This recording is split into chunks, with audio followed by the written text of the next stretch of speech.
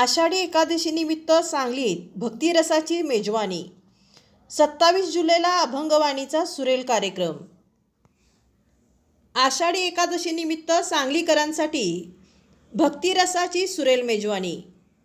पालकमंत्री चंद्रकांतदादा पाटील यांच्या संकल्पनेतून 27 जुलै रोजी रंगणार आहे अभंगवाणी. आषाढी एकादशीनिमित्त अभंग आणि भक्तिगीतांचा सुरेल कार्यक्रम. अभंगवाणीचे आयोजन करण्यात आले आहे.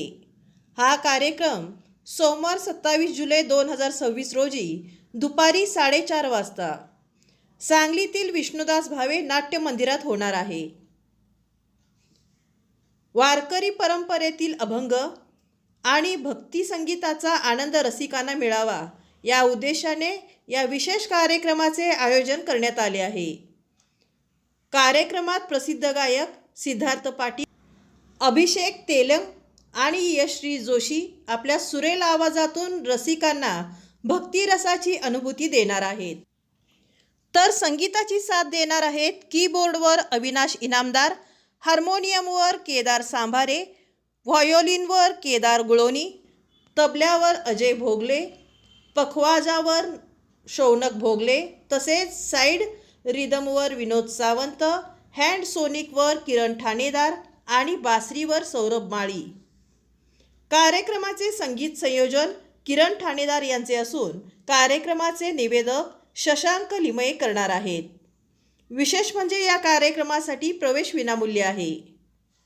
कार्यक्रमाच्या प्रवेशिका सांगली आणि मिरज शहरातील विविध ठिकाणी उपलब्ध आहेत. सांगलीमध्ये आमदार सुधीरदादा गाडगे जनसंपर्क कार्यालय, GMO पालकमंत्री हेल्पलाईन कार्यालय, Dandekar and company Trishul agency, Yogesh stores, Amit agency आणि क्रिएटिव्ह ग्रुप येथे प्रवेशिका मिळतील. मिरजमध्ये आमदार सुरेश भाऊ खाडे जनसंपर्क कार्यालय आणि विटा डेअरी मैदान येथे प्रवेशिका उपलब्ध आहेत.